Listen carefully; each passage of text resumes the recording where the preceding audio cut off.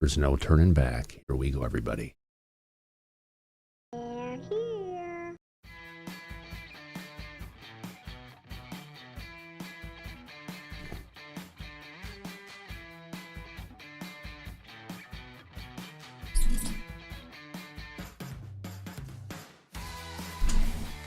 Good morning, good evening, or good afternoon, depending on where and when you're watching this broadcast. I'm Thomas Fessler, my friends, and this is Disclosure Tonight. Happy Saturday, September 6th. We got 3 days until the hearing, less than 3 days to go, folks. It's interesting to see where it's going to go. Is it going to be a nothing burger? Well, that's what the audience told you last night. We've got some more information, news, rumors abound. But before we get to that, let's go ahead and welcome in our chat. Who the heck do we have out there? Well, in the leader spot, we've got Andy W., followed by Anton Ghost. Coming up in a good third is Brennan England and Brains. We've got Kat, Kathy Spire, Cody Linton, Corgi Castle Long Shadow is back along with Craig Smith. I see David Lower Dash, Eric Roth and the Gurus. Pink Ploy just popped up right in front of me, right in front of Frazzle. Says, sorry, Frazzle. Joey Spades is here along with Kelly Broten, those piercing blue eyes. Good to see you, Kelly. Mart Time Unprepared is around along with Nathan Forrest. We've got Sam, Shelley Montgomery. Good to see you, Shelley. We got Tom Clark, Vern Dude, Wasteland Wanderer, and William Underwood. Underwood. Either way, my God, my mic's on today, so you can actually hear me as I start the show. But you know what? We're not going to redo it. We're going to jump right into the back and say, oh, where's it at? Hold on. Need to get there, right? Oh, it's somewhere here, somewhere. Let's go ahead and jump into the back and welcome in our dear friend. Where is that at? Mike. How you doing, my friend? How's Officer Stadenko going today? It's going well. We're getting thunderstorms and rain by me today, and I know you are too. So well, it got dark, and we got a couple drizzles, but that's about it.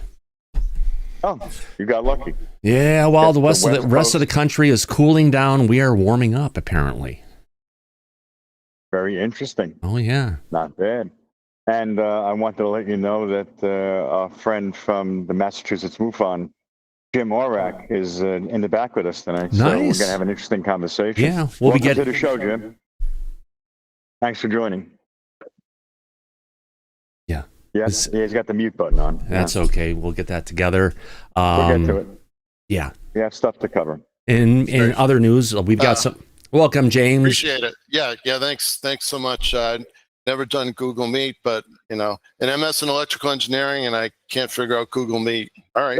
You're perfect, my friend. We'll get to you in a bit. We've got, appreciate you coming out here today. Let's go ahead and get through the headlines of news and what's going on in Disclosure and the hearing ahead, and more importantly, the UAPDA, and then we will get to your phenomenal story, my friend. Sound good? Very cool. Very cool. All right. Thank you very much. All right. So, Mike, our first story here is coming to us, believe it or not, from Matt Laszlo from Askapol. He is on a complete roll.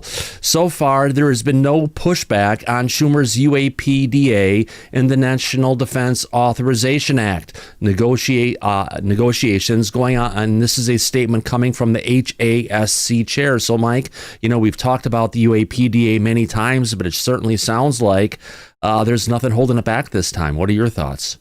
Well, like we've talked about when this came up earlier, they really stripped it out a lot of the meat on the bone for this UAPDA third time around.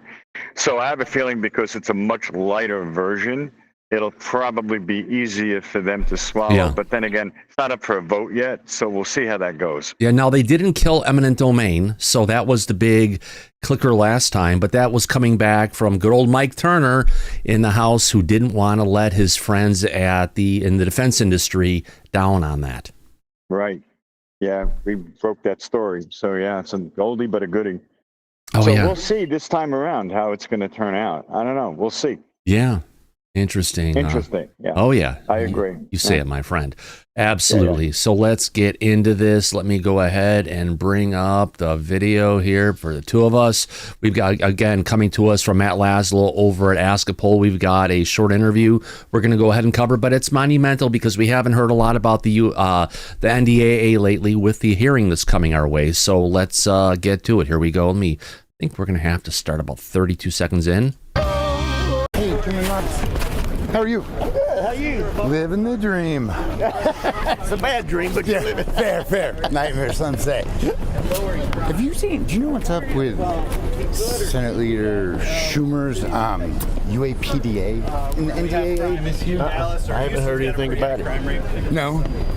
Past few years, there's been a mystery over who gutted it. And there's been some finger pointing over here, maybe a Mike Turner. But it hasn't come up this time? No, I haven't heard anything about it this time. Doesn't mean it won't, but I hadn't heard it yet. Do you know in the past, was it Mike Turner who pushed back against I don't even remember us talking about it in the past, so. Oh, really? It hadn't before it got to me. Yeah. Yep. And it hasn't really come up this time around? Not so far. Sounds right. Have a good one. Well, Matt calls this no pushback, Mike, but it sounds like no knowledge. Right, because it hasn't come up yet, like I said. Yeah. They haven't put it up for a vote. They haven't got a chance to shut it down like they have the past 2 years in a row. So we'll see when it's finally up at bat how it fares this time around. I have my doubts. I have a feeling that when they do get around to it, they're going to shoot it down like they have the last 2 years running, in my opinion. Yeah, that seems to be the case, my friend. Yeah, it seems to be the routine. And there isn't anything that would give leverage to have them pass it. They're not even aware of it. So that tells you how well known it is out there right now. Yeah. In Congress. It's over quiet for that matter now, Mike. If we want to turn back the clocks of time to last night's show, and we played a clip coming from a Soul, if you want to call it the Soul organization that's out there that's founded by Gary Nolan and others. They had a live stream on with Avi Loeb and Paulina Luna. And in that live stream you heard last night, or in the clip we played last night, we heard about how whistleblowers are being threatened and they're afraid to come forward. But if we look back in time, Tim Burchett has had legislation out there for almost well over a year and a half now to protect whistleblowers as standalone legislation that hasn't gotten any coverage whatsoever, and it's never been brought up. Now, Paulina Luna's talking about potentially, them bringing this out, but Tim's been doing this for a while, and what I have to say is, where's Paulina Luna been in this? I know she says she wants to support it, but nothing's happened yet. Why do you think she's stalling? That's a good question. I don't know. And you know what is also interesting? Considering this is Burchett's bill, why haven't we heard from him about it? Because we haven't heard anything from him. Nothing.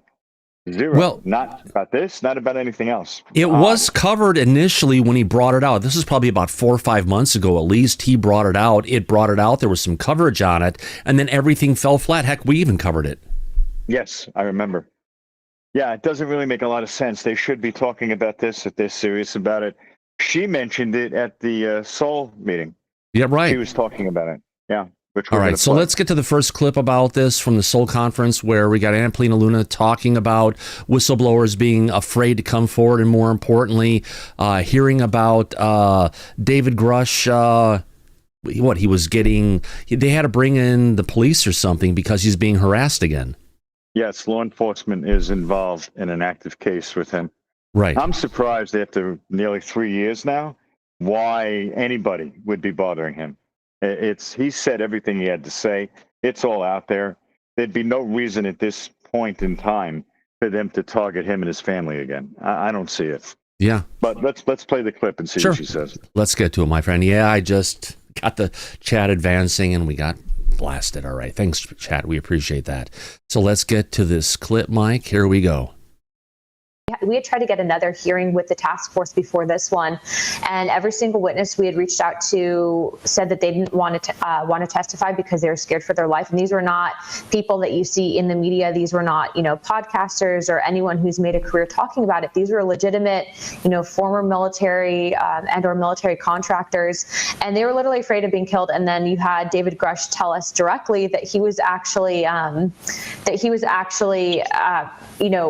felt in fear of his life, and some weird things had happened prior to that first hearing. And then I would encourage all of you to actually reach out to him, because even just yesterday I actually went into the skiff with David Grusch and Eric Burleson. And prior to that skiff meeting happening. Right. Here we go. Let's listen to this. How? We'll pause. She talks faster than I do, so you got to give her a break. Yep.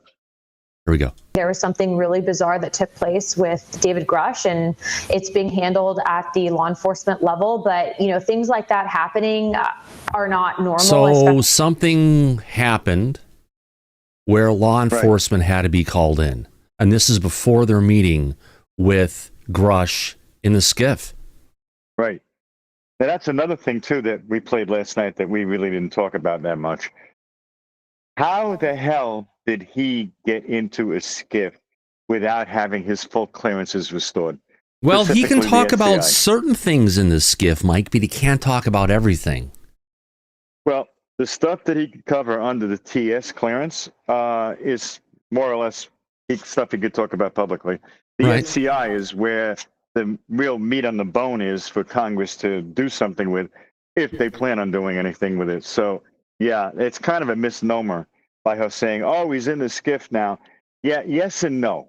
Not the real skiff, not with the real clearances, because we know he hasn't gotten his full clearances restored. He's probably never going to have his full clearances restored. We know that already. But maybe he went to McDonald's and he brought with the red meat to go ahead and talk in the skiff.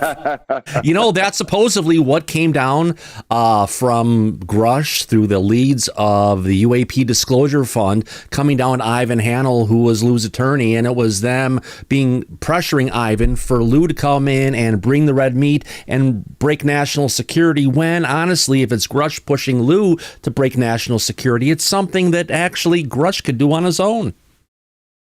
We love the guy, Lou has really. the clearances and Grusch doesn't. That's why he was pushing Lou to do it. Yeah. And that's why Ivan pushed back against Grusch, because he didn't like that. Yeah. Grusch should know better. Yeah. Obviously, Exactly. So that was an interesting side detour of the drama that's going on in this. And for the avoidance of any doubt, we love Grusch. We've loved everything that he's done, everything that he's brought forward. It sounds like he has zeroed in completely. He knows what information needs to come forward, and like any leader, he's trying to pressure stuff to get it together. Because honestly, Mike, for the longest time, Disclosure has been a discombobulated mess of things going on. And after someone there trying to make it happen, it means he has a passion for it, and he truly wants to bring out the truth at no matter the cost. Listen, you and I have been talking extensively about him since he testified July 26, 2023, publicly under oath. We know that out of everybody that's come forward, he is probably the one that has the actual keys to the candy store about what the government is hiding from Congress and the public. But his hands are tied about what he can say and who he can say it to. That's been the problem the whole time. Now, on a personal level, we have been frustrated with him about him failing to release his op-ed. That's been an ongoing issue with no explanation. But aside from that, I feel that he is one of the most credible witnesses with actual information, not just trust me, bro, rhetoric, he said, she said. He has the actual information that the government does not want to come out. One of the reasons why, when he went to the ICIG and they investigated this, they informed Congress that he is credible and the issue is urgent, if you remember. Oh, yeah. So, yeah, he was properly cleared and investigated, and everything he was saying was true. Yes. So, yeah, we definitely support his movement in trying to bring the truth out and the information that he has, and hope that at one point he'll be able to do exactly that. Right. Oh, absolutely, my friend. As we're just talking about Tim Burchett here for a second, reminder that Tim Burchett sometime back went ahead and introduced a whistleblower legislation to protect federal personnel for disclosing the use of taxpayer money to evaluate UAP material. This is H.R. 5060, and of course is co-sponsored by Representative Annapolina Luna. And this was news that was recently, if you want to call it, from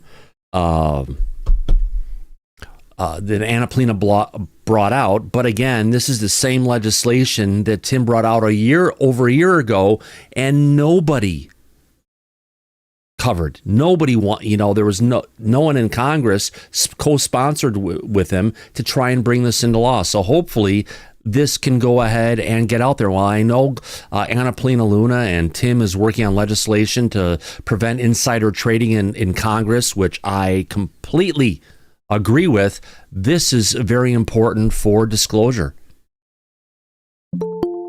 Yeah, well, I don't think it stands a snowball's chance in hell of limiting congressional members of insider trading. That's been going on forever, and I believe it will continue to do that. So, but the disclosure, yeah, I hope that they're able to actually accomplish some good for a change. Exactly. It's taking too damn long. So let's continue on with this video, shall we? Here we go.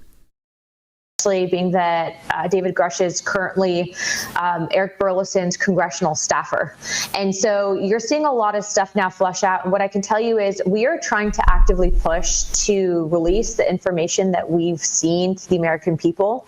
And so, again, you have this aspect of this disinformation campaign that's taking place, trying to discredit it. And I frankly don't care at this point, because what I can tell you is the people that are genuinely interested in the actual science of this, the people like Dr. Avi Loeb, who actually can provide the data to back this stuff up, those people know the truth. And so we're not necessarily doing this for the people on X that are trying to discredit it. We're doing for the people that are actually taking this seriously. And then also to remember, this is a very, very big deal, especially from a national security perspective. And so I've actually also had meetings with officials of foreign governments. I won't get into what those governments are, but I did ask for any information that they could share in regards to this topic. And I bring that up because the U.S. government is not the only government that has taken a particular interest in this. And there are going to be, I think there's going to be some information presented in the upcoming hearing from George Knapp on the topic. But again, we've been able to branch out and talk to other governments in regards to this. So, Mike, there you go. There's your answer. Who's going to be talking about activities in other countries? Well, that would be George Knapp. And what did George do after the wall fell in, if you want to call it, Berlin, and the USSR crumbled away? Yeah, he went over to Russia, and he spoke with the members of the Russian government and had access to all of their UAP research up until that point. And then he smuggled those documents back into the U.S. So he's going to probably talk about that, which now she just tipped us off that that's exactly what's going to be discussed at the hearing from George. Yeah. I just want to say that George Knapp is an American gangster for that. I mean, he went to Russia and stole their UFO documents. How hardcore is it? How hardcore is it?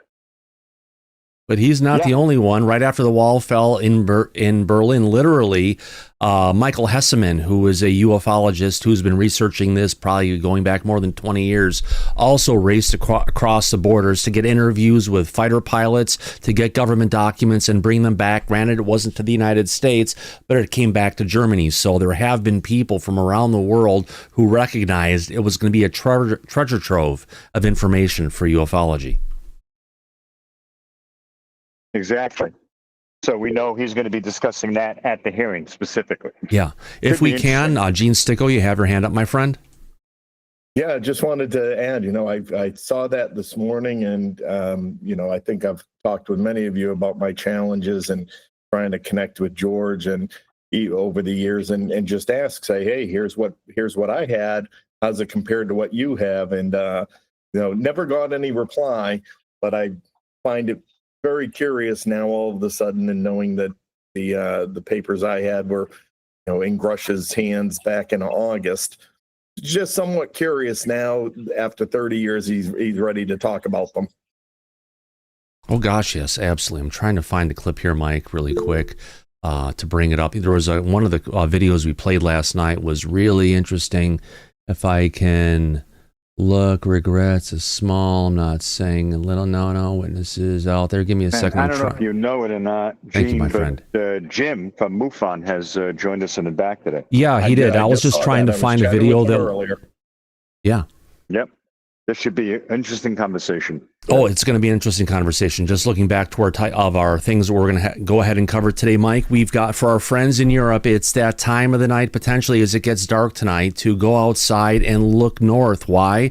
Because the Aurora Borealis, we've got one impact that's happened already, and we've got a second one that's on its way to pretty much light up the northern skies with the Aurora Borealis. Looking forward to see where it's going to go, Mike. Let's get these clips up here. Give me 1 second to get across to YouTube. And our friend Ben Davidson of Suspicious Observers, who is one of our media partners, he's got a clip that we're going to go ahead and play talking about just that. And also, we've got a second clip to go ahead and play talking about, if you want to get to it, an update on 3i Atlas being a comet. So I know that's something that we've all watched here a bunch of times, Mike. Yes, you're right. But the coma is being shown. So on that note, let me go ahead and let me just copy the video URL, just download this really quick. It'll take a second. We'll just show it that way. It'll be a little bit easier, a little bit better presentation. But yeah, 3i Atlas, everyone said it's not a comet yet. It's not a comet. But as soon as it got close to the sun, guess what? It's showing the telltale signs of unfortunately being a comet. So let me just, as I wait for this video to figure out if it's going to download, let me just get to YouTube's advanced interface. I'm not sure if anyone's noticed, YouTube has updated their buttons and their interface these days. So let me external application. Here we go. Let's get to it right now. Yeah, a little bit of juggling. That's what you do when you got a live show. So let's get to this. Not that one. Let's get to it. All right. From the latest Suspicious Observers earlier this morning, let's go ahead and play this clip and hear what they have to say.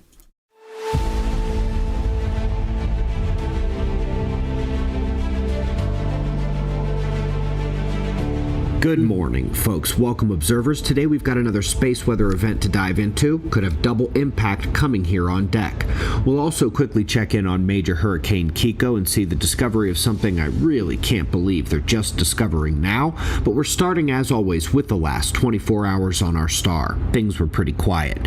No significant solar flares, no eruptive events sending plasma our way. Next coronal hole incoming from the left while the previous one departs. And so let's go to the small eruption we focused on yesterday.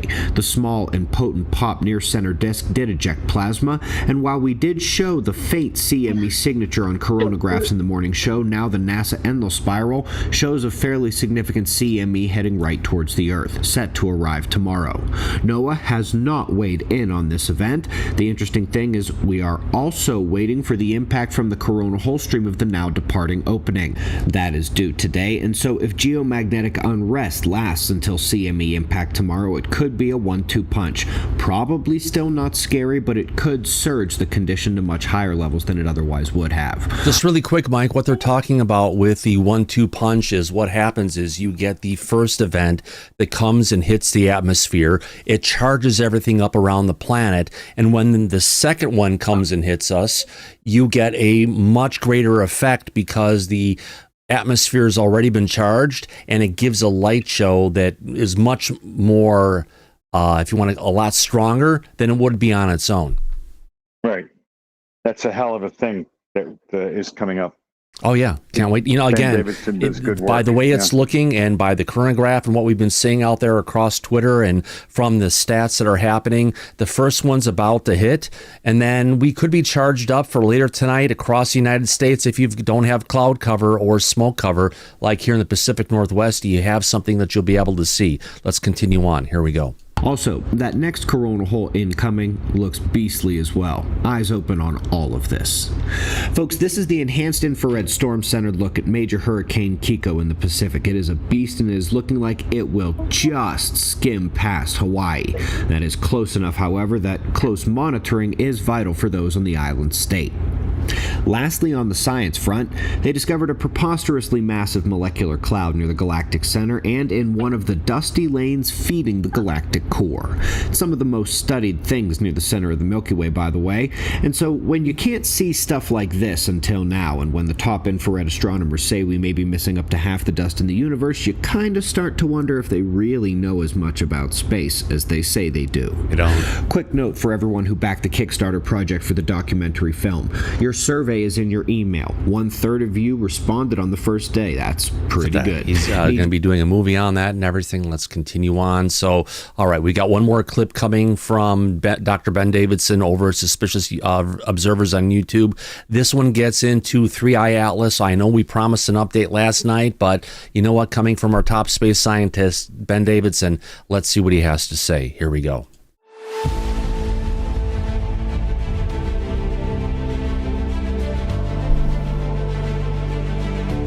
Good morning, folks. Welcome, observers. Today we're going to see the continuation of an earthquake swarm, visibility of the lunar eclipse in 2 days, the latest shots of Comet Atlas, and an excellent paper on how cosmic rays impact biology.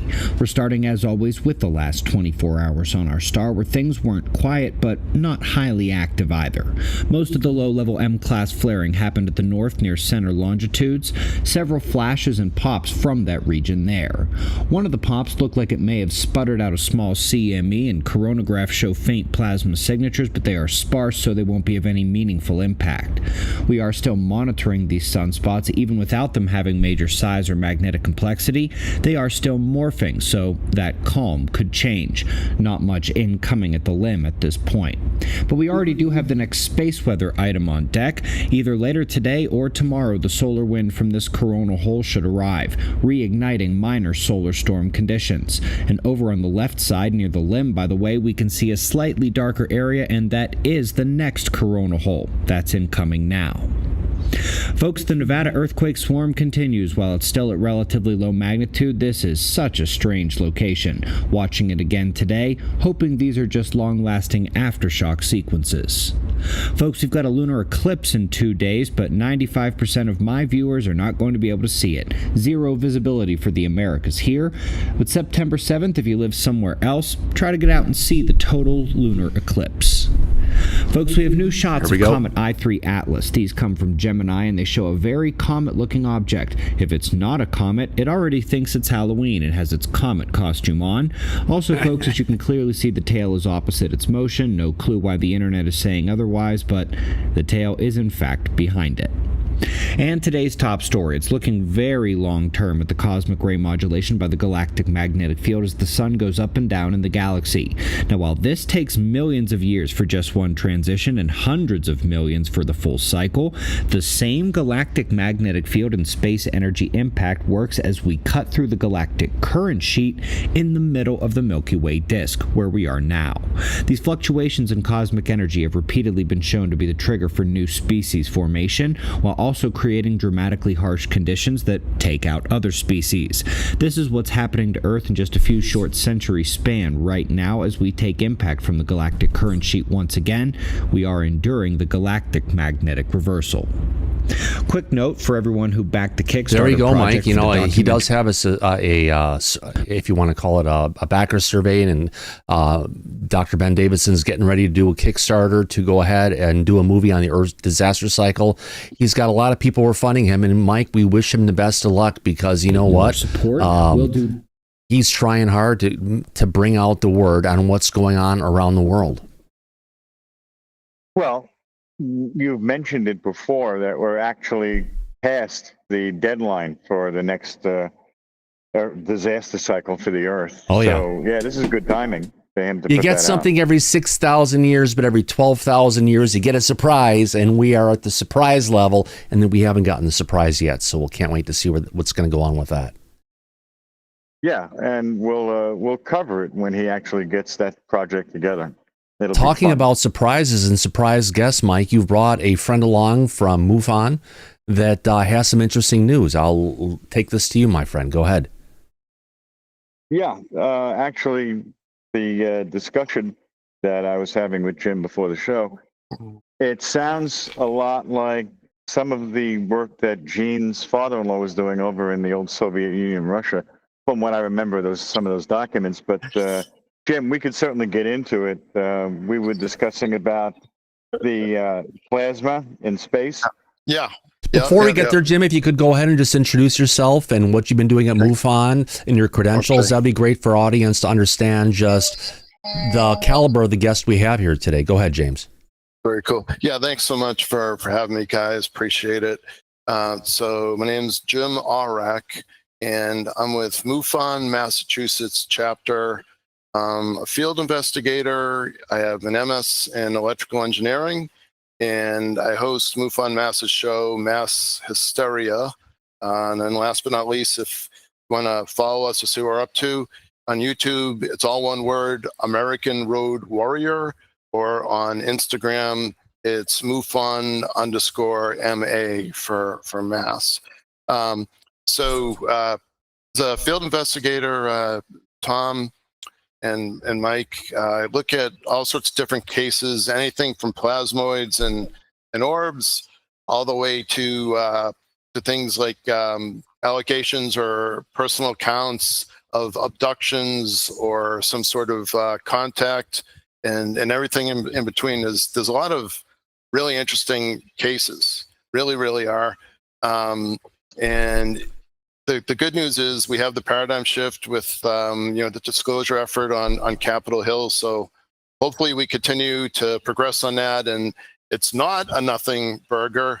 We'll see. But in the meantime, we've got MUFON, which has a little bit over 4,000 members worldwide, oldest organization in the world that's dealt with paranormal for abductions and UFOs and UAPs. And last but not least, well, two things I'm obsessed with. One thing I'm obsessed with is Gene Sticko's book, Engineering Infinity, a Blueprint. And honestly, God, out of all the disclosed documents and so forth, it is and I wish I had a copy, but everybody's seen it, whatever, go to our YouTube or whatnot.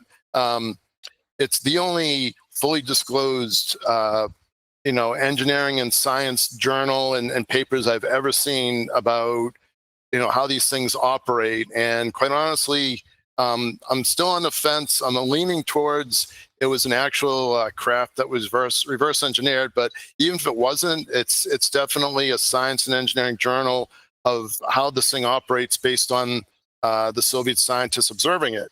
Last but not least, I'm totally and completely obsessed with plasmoids, and that goes out to my buddies, the Tedesco brothers.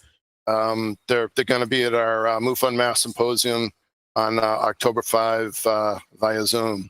So if you got all that was a heck of a intro and a brain dump. Oh, it was a great intro, Jim.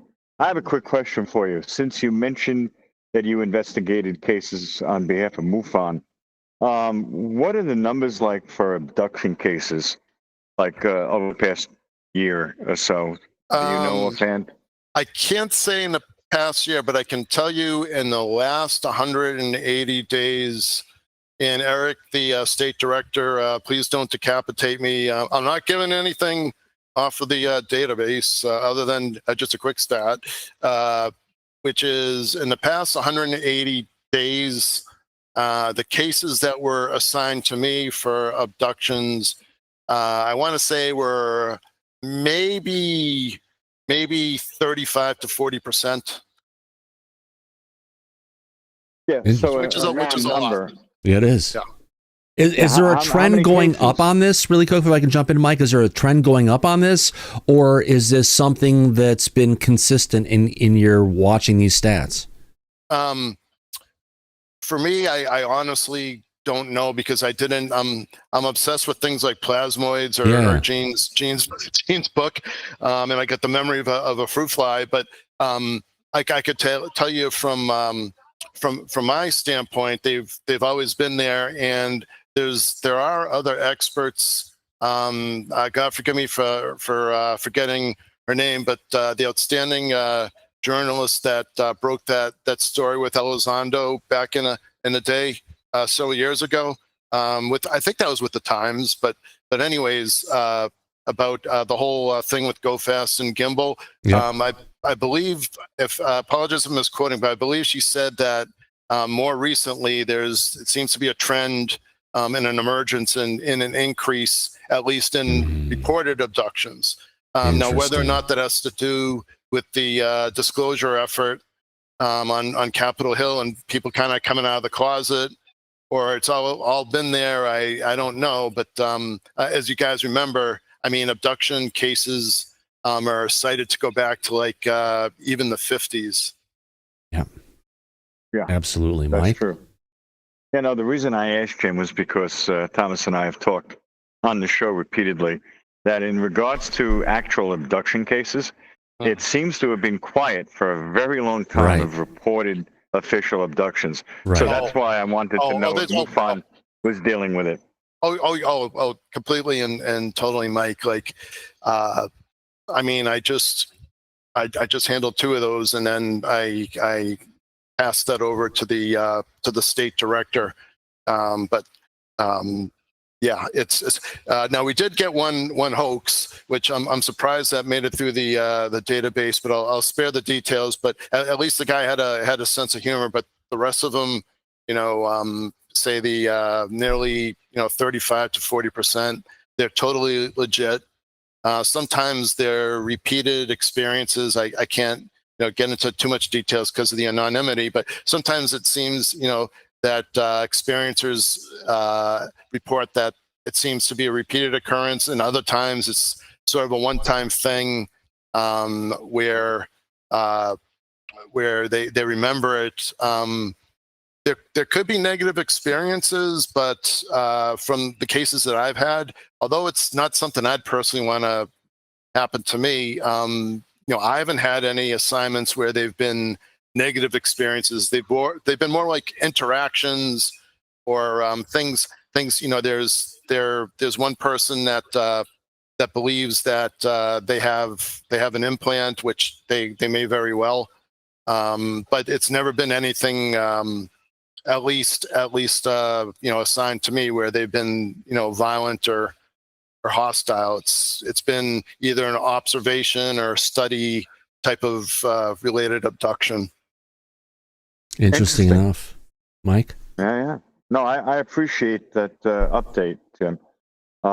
Yeah, it's good to know because again, we really haven't publicly heard any reports of abductions, neutral, hostile, or otherwise. Yeah. So it's good to see totally that MUFON is on top of it and dealing with those reports as they come in. And Mike, just really quick, from a PI, personally identifiable, or PII, personally identifiable information, as long as Jim doesn't say who it was, where it specifically happened, he can talk about cases and it doesn't get into any PII legal requirements that may be there for MUFON. Just, it's something I deal with on a regular basis with the data that flows through the enterprise systems that I work with, but it's just something that as long as you maintain it and just talk about the generalities of actually what's going on without mentioning where or whom, there's no way to tie back what you know to the specific individuals that were involved.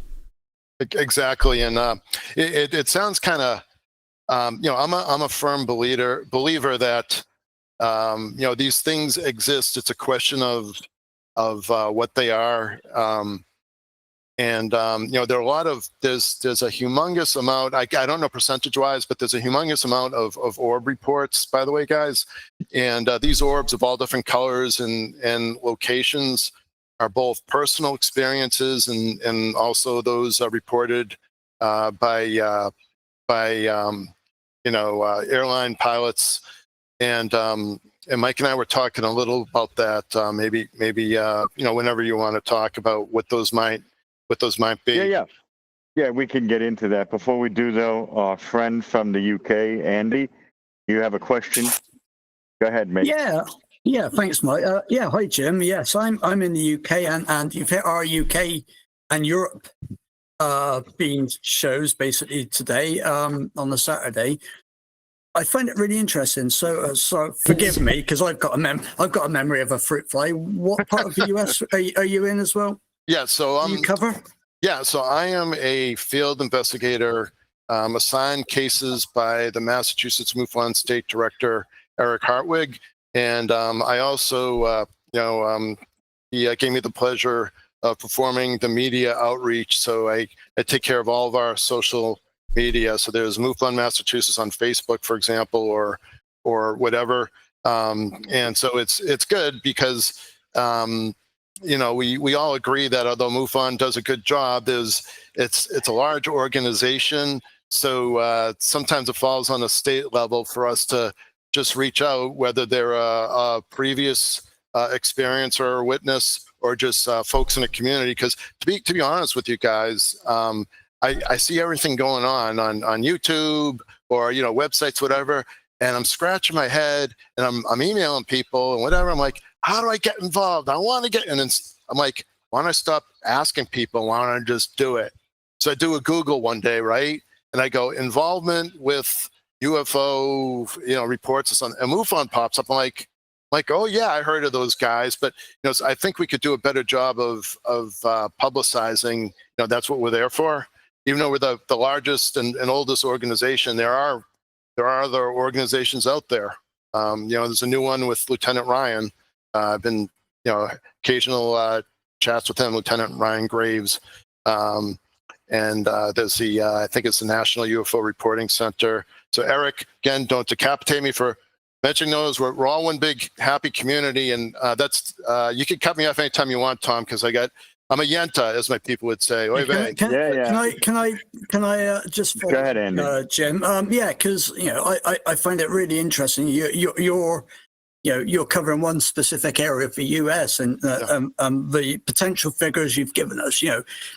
That's just your area, the tasks that you've been assigned to. So it shows.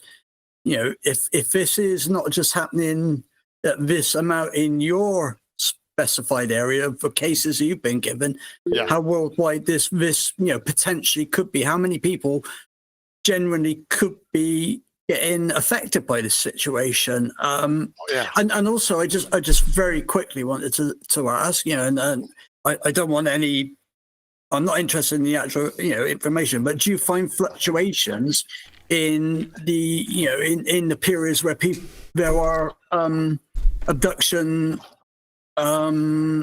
people putting in that they've been abducted? Are you seeing peaks and troughs at say certain times of the year or certain years even? I'm not interested in I just as a general So now I got to put myself out on a limb, because my problem is my daytime employer will tell me that sometimes I'm either kind of like even keel, and other times I'm a workaholic. So I'll put myself out on a limb, and I'm going to make a promise to everybody that on MUFON Mass, as long as the state director's okay with it, I'm going to put general stats if it's not already on MUFON's website, and that's a very good thing. And abductions and kind of like a bell curve and sightings, and because I honestly don't know. I do know that Gene's done a tremendous amount of analysis, because Gene is actually now we're possessive. When I was speaking to the state director in Mass, we were referring to him as our Gene. You hear that, Gene? You belong to us. You're our biatch. Don't you go join in Connecticut like you did. So anyways, I can't say about the trends because I didn't do that analysis yet, but and I might pique Gene because he's a research member, but I can say that just if you just look at the data points that I've been looking at for all the cases, they're all there. It's a potpourri, but the most common it's very, very interesting, Andy. The most common are orbs, or call them spheroids or plasmoids, or abductions. And then it's kind of weird, but let's say they're still common, but a smaller percentage would be craft. Now at local MUFON mass meetings, and I still have to release these to production, like our May meeting. We had a couple of witnesses that were speaking to the Tedesco brothers, and they showed them pictures or gave them anecdotes of craft experiences, sanity check it with them, and those guys are great. They had a look at it. So we have people see these things all the time, but whether or not they report them is a different story. I'm working with someone right now, and so her case is filed as completed, but can be. The nice thing about MUFON is that if a case is completed or closed, you can open it 1 second later or 1 millennium later. It doesn't matter. So you can always keep adding to the database, or at least correspond with them, you know. And this person has a lot of sightings, so we're trying to sort through that. And I'm working on putting them in touch anonymously. We're going to have an anonymous three-way where they'll both know me, but they won't know each other unless they want to. And both of those folks have given me all sorts of pictures and videos of both still and moving videos of what look like spheroids or plasmoids.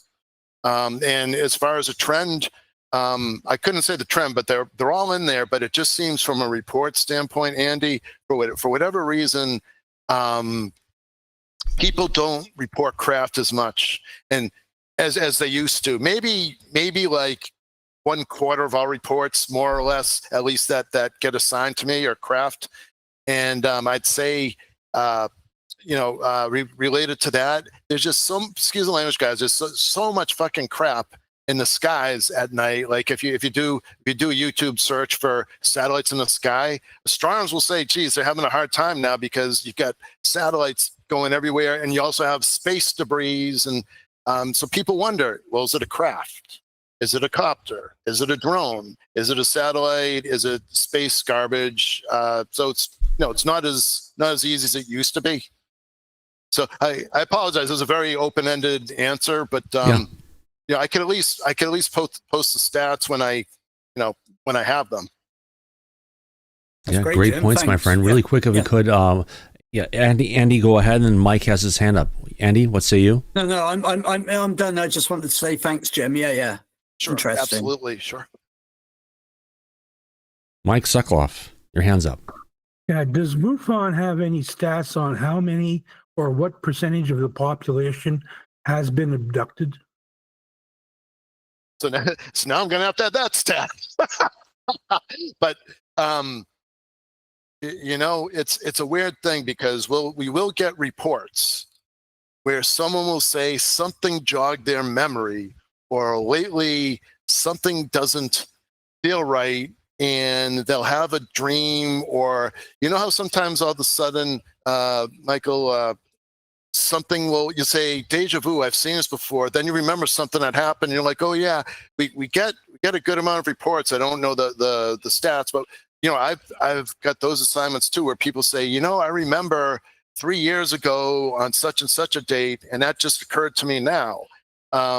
So, while I don't have the stats on the percentage, I can say that, that ought to be interesting, because it's all now you're going to get kind of like a, they call it a bell curve, where you get statistics with an even distribution.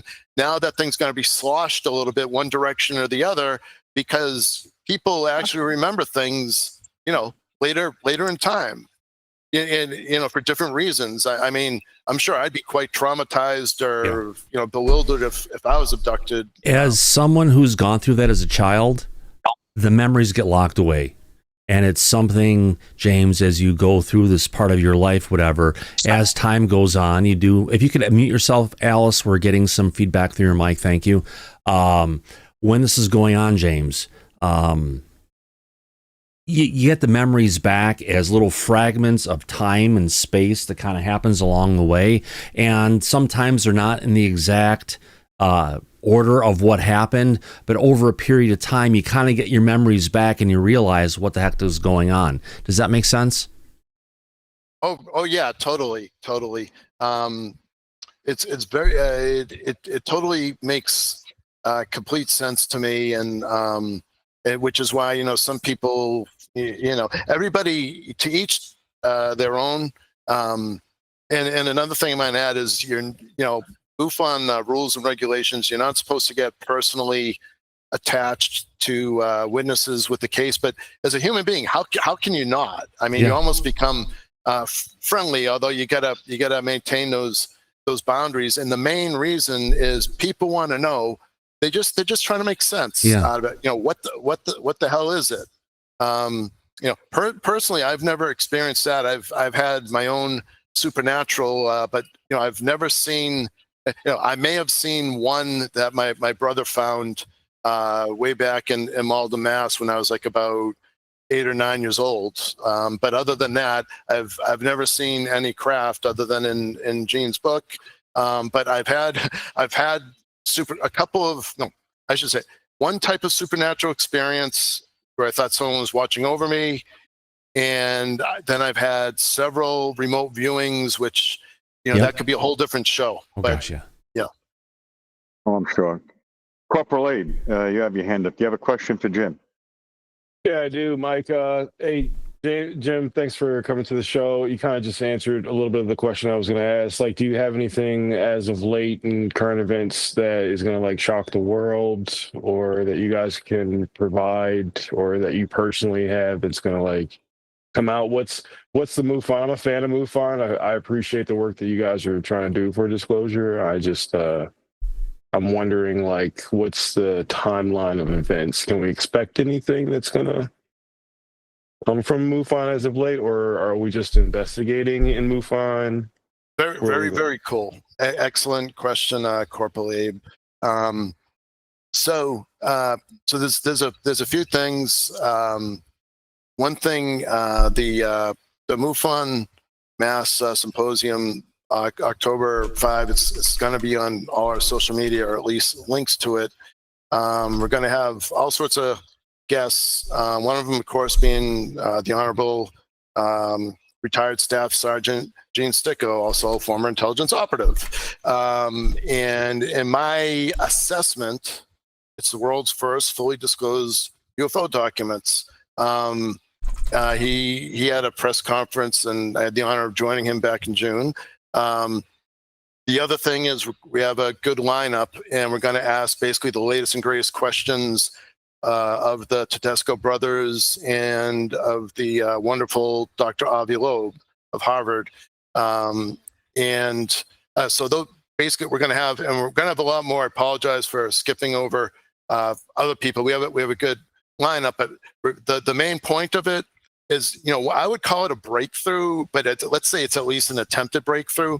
So MUFON itself, the charter is the study, investigation of UAPs, anomalies, and beings, and the education of the public. And then MUFON Mass, and then other chapters, Corporal Abe, do sort of an outreach, which is what MUFON Mass is doing. And so we're sort of going beyond that. And the goal, or one of the goals of the symposium, is to try to unite the UAP and UFO community. Mike Disclosure and Tom Fessler I'm sure they know better than anyone that there's a lot of what you would call infighting in a UAP community. And then stuff happens on Capitol Hill, whatever, people hug each other or hate each other. And so what I've done, with the permission of the Mass State Director, is I invited everybody from the community that we could fit in, and also, we're still inviting people to participate. Okay. Quick question. Sure. Cat or dog on your lap? This is my co-host Clementine. Clementine was almost looking at Pomeranian. We just saw the dog's yellowish fur popping up every so often, and we're going in the chat trying to figure out it is a dog. Absolutely. Thank you for answering that question. Yeah. She's a Bichon Bolognese, which is nice. I had a Bichon. She was a Bichon, Rat Terrier, and Chihuahua mix before. They were great dogs, loving dogs. And I've got another one around here who's a Mexican street dog, but yeah, wonderful animals. Oh yeah. I'm an animal lover. We all are. So you came to the right place, Jim. So I guess now we could move into the plasmoids. Oh yeah. So let's have a discussion about what you know video, and do an introduction for the audience about this, and we can continue the conversation. Very cool. Go right ahead, Jim. Yeah, thank you guys so much for generous time. Plasmoids are fascinating. Did you know back in I want to say it was the 1700s or 1800s, there were scientists trying to experiment with ball lightning, which is a form of plasmoids. Yeah. And one of them wound up killing himself, the poor guy. They could be dangerous things depending on what you do. Luis Elizondo wrote about those in his recent book. Couple of them. Imminent. Yeah. Yeah, a couple of them green or and white, and so and of course, Robert Bigelow spoke about them, and I think there was actually experiments. I'm trying to find the video right now. I'll throw it in the background to where at the ISS, Russia was doing some phenomenal explorations with plasma in space, and they actually had it where it was looking like a spherical DNA. They also had it looking like it was actually something kind of sentient for what was going on in the chambers that was happening. So there's something that's magical there that's not just a ball of light that we're seeing, but there could be some intelligence to this stuff. 100%. I completely agree with that one for two reasons. One reason is my understanding, and the second reason, when I sanity checked it with the Tedesco brothers, they said some plasmoids may be a type of craft or nanostructure, and another type might be a type of being. And then the second reason why I believe that is there's a theory proposed by, Boltzmann himself. He was actually an astronomer, although I never knew that, well-known scientist. And Boltzmann hypothesized that things that they could see in space through a telescope, and that things have been reported and observed, these plasmoids of varying shape, or a lot of times shape of a sphere, could have an intelligence. A couple reasons for that. In theory, if you picture plasma having God knows how many millions or perhaps even billions of ionized particles connected together that conducts electricity, Mike, similar to what we were just discussing earlier about, could be wired maybe in a similar to the way a brain is wired, a form of intelligence. And so that's been theorized. And then what's actually been observed, although some people would argue against it, but the observations that I believe, and I've seen, the videos are there, with the STS, for example, but there are videos that astronomers have published and papers they've written where there are plasmoids in space, Mike and Tom. Either they look sort of misty and gaseous, or spheroids, and they do different things. There's predator or hunter, call it prey, where one chases the other. There's socializing, where it looks like they're all huddled in a group and then they come and go. And then there's others where it looks almost like they're chasing each other, having a game of tag. Very strange, and scientific or engineering arguments against intelligence. Well, it's just charges, and like charges repel and opposite charges attract. But you have plenty of highly intelligent physicists and engineers that say these things behave intelligently, which is, and I believe that they are. Yeah. And we see, yeah. It definitely looks like, this is another example of plasmoids coming together and creating something that almost looks identical to DNA. And these were experiments that were done by Russia at the ISS, where they're actually showing the results, which is something we usually don't get from NASA. Never straight answer, Mike. Yeah, that's true. I picked that acronym up the other day when you guys were saying, I'm like, never okay. So depends on the lab from NASA versus maybe their main media, because I don't know if you guys know this about NASA. You might, but I used to have a small business that received research funding, and NASA has all these it's called space centers, which are actually, a lot of them are like laboratories, and they compete for funding. And depending on the NASA lab, like there's Goddard Space Flight Center, who funded me, and then there's Johnson, and they all compete for funding from the big pot, and then within those they have their own groups. So it probably depends on which scientists you ask, although they're all federal employees, so they have to be careful about what they say. But I totally agree with you about never a straight answer, but unfortunately at the top there's only a handful of spokespeople, I guess. Yeah, that's true, Mike.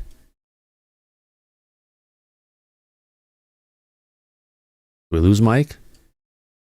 There he is, coming back right now. Yeah, must be some solar flares acting up. Sorry. Yeah, apparently. Yeah, so the plasmoids, Jim, they they're out in space as well. You were telling me, right? Yeah, and the interesting thing, Mike, is I don't know yet. I mean, I've investigated cases where people have cited plasmoids or spheres of different colors. Orange is one example, which is kind of unusual, but people see white ones and stuff in their backyard or in the sky, or there've been planes have reported. There was one out of Logan Airport, because I'm in Mass. One out of Logan Airport that was inside of the plane, and then it shot up across. I would guess something like maybe like 60,000 miles a second, or something outrageous like that. A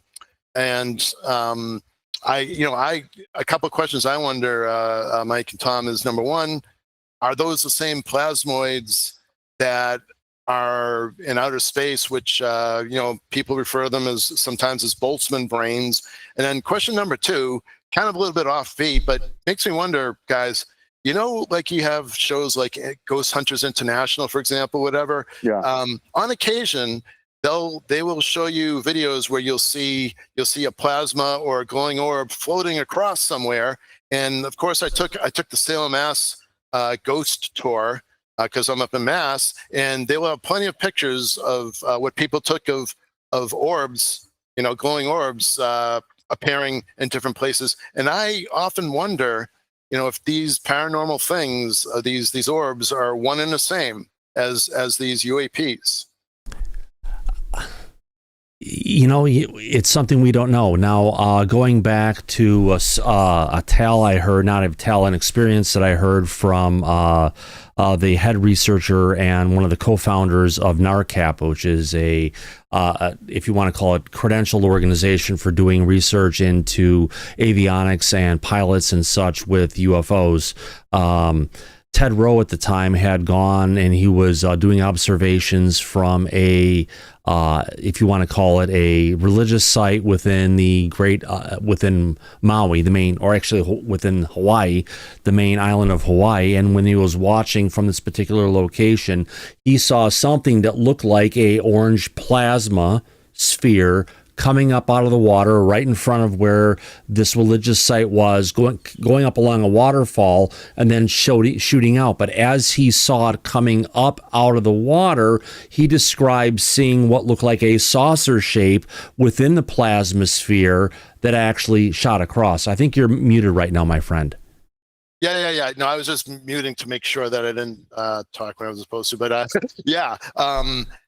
Crazy stuff, and there have been reports. I never received a case, but assignment, but with like that. But there's plenty of reports out there, and also witnesses that have said things like objects in the center of a plasmoid, and then I believe it was either related to Mr. Grusch or Lieutenant Ryan, but someone between those two.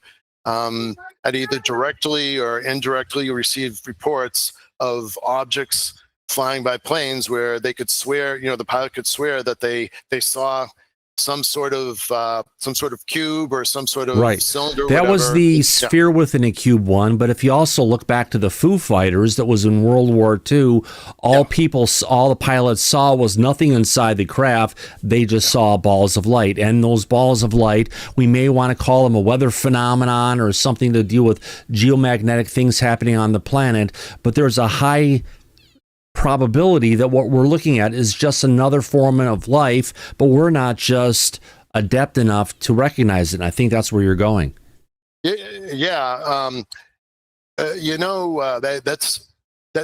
is a thing. It's another form of life, which in a similar fashion, that Skywatcher group was with Jake Barber was quite active for a while. I'm not too familiar with what the latest is, but the interesting thing about that is you see these bizarre things that they found in the sky. And so something kind of struck me as odd, Tom, which is if you think about it, we're always discovering new undersea life forms, because the undersea, I think Dolan said, maybe we've mapped maybe as much as 20 to 30% of it, and that's it. And we're always discovering new life forms under the ocean.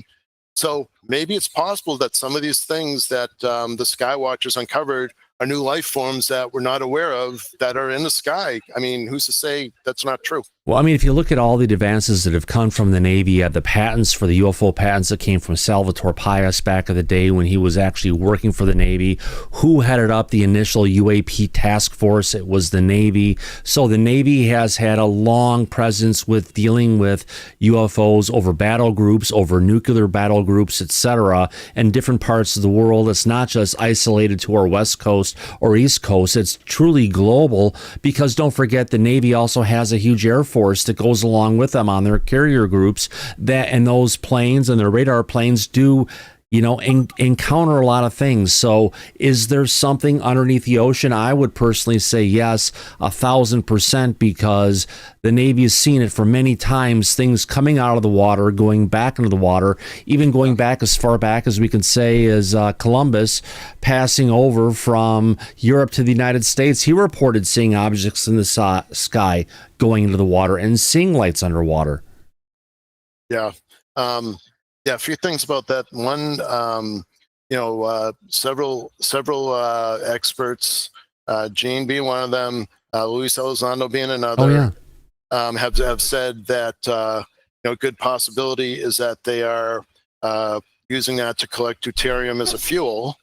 And then I had a revelation sometime in the last few weeks.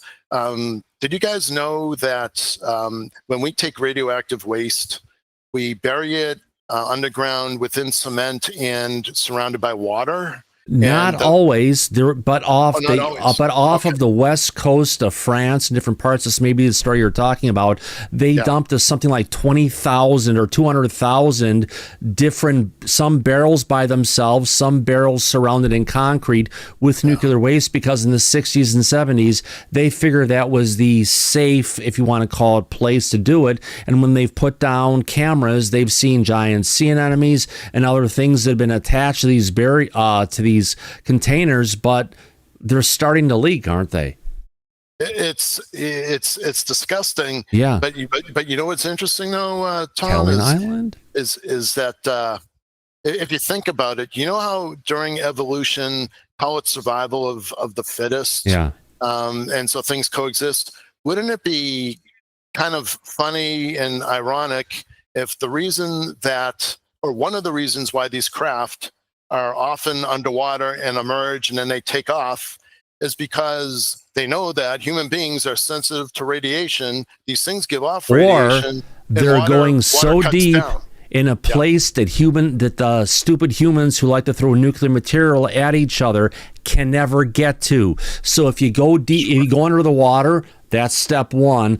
Go deep enough, that's step two. Go in the crust underneath all of that. It gives you the safest place you could possibly be, that protects you for, long-term habitation of the planet, because you're not going to have giant tidal waves wiping things out. It's like the human race is if they have the Three Little Pigs, or the house is in the house of sticks or in the house of wood. There's nothing that's going to save us when big things happen.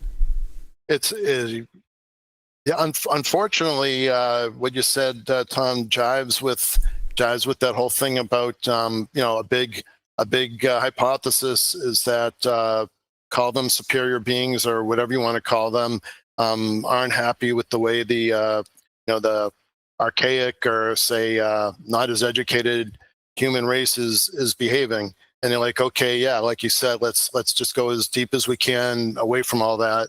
And another thing too is like these things, in some cases, radiation has been reported from purported UFO UAPs to harm human beings. So hopefully, maybe optimistically, they're also underwater for that reason, because water actually reduces harmful effects. It's almost like a shield, because the radioactivity slowly decays as it goes out underwater. I hope. Otherwise, I'm just too naive. If anything, the radiation around the craft is just a proximity effect of what's going on. At least a lot of the UFOs that are out there, they're in more of the microwave radiation area, which is less harmful to humans, or in the infrared range when you're trying to go ahead and view them for what's going on. So they've probably learned potentially of don't get too close to particular humans. Something's going to happen. But there have been instances that have happened with notable individuals, the family of which that can't be talked about, that have had if you want to call it interactions with UAP that have resulted in death. So potentially they know what they've got and they'll use it whenever they want to, unfortunately. But one more thing about seeing the things under the ocean, the Catalina Island Trench off the west coast of California is another place we've seen a ton of UFOs, but it's also another location we've dumped tons of barrels of DDT, different chemicals, and nuclear waste as well. I didn't know that. I was aware about the UFO UAP situation, but I didn't know that about the waste. Although we've done it, or we do it everywhere, but we used to do it. At least we thought it was safe. Out of sight, out of mind. Yeah, no kidding, huh? That's terrible. Yeah. So, and I guess the last thing about the plasmoids, one thing another thing I could say in closing on the plasmoids is there are experiencers that believe, or that report that they experienced some type of not necessarily direct communication, but almost like feelings or emotions with these things, like sort of like calming, like don't be alarmed, or things like that. Oh, 100%, my friend. I call it a feeling of euphoria, where you forget about everything. This feeling of just like goodness and joy just floods your body. And then you'll get the power of suggestion that comes in, and based on how you're feeling in this particular thing, you just go right along with it until you're up underneath the craft and the lights are circling overhead, and then it just goes from there. Yeah, very, very cool. Which is why I got involved. It's just something enthralling, and and another thing too is, even if people don't want to go as far as becoming a volunteer for any organization, right? They're always free to file a report with MUFON or any other type of organization. I mean, why not? Right. MUFON, unfortunately, for an organization, they funded by the fees that you pay for being an investigator. There's actually a hefty amount that you have to pay every year, isn't there? What is it? Yeah. Well, let's see. I want to say my membership was like about, I want to say like 75, and that gives me access. It's a very good journal. I'm happy with that. And also you get different database accesses and group participation. So it's good. This is kind of a tricky interface on the website, but it's good. And then to take the field investigator course, and then to take the exam, I paid something like 145, I think. So which to some people that's nothing. To Are me, there materials you have to buy as well in addition to taking the test? So it's for that cost, and that might not be exact. It's something like that. They give you a nice, very thick field investigators training manual, and the cool thing about it is that actually becomes one of your valuable references in there. So it gives you how-tos of everything from how to handle a crop circle to if you need to handle abductions. But and I will say it is a close-knit group. You're always free to I speak with different chapters across the country, and of course there's MUFON is present in all sorts of countries, and across the world, and But yeah, it's a little bit of a price. So I think I spent probably a total of maybe a little bit over 190. But what can I say? That it's a volunteer org. It's a reasonable cost. It's not like it's so expensive. It's not like it's thousands of dollars. There's a little bit of investment of money, but your investment of time is also huge. So it all balances out. Yeah, exactly. So I do have a question here from the audience coming from Daryl saying, interested in James' input on this. Grok says, plasmoids are governed by magnetoid rhodiomics, MHD, where magnetic fields and plasma flow interact, often leading to complex dynamic structures. Interesting. Any thoughts on that?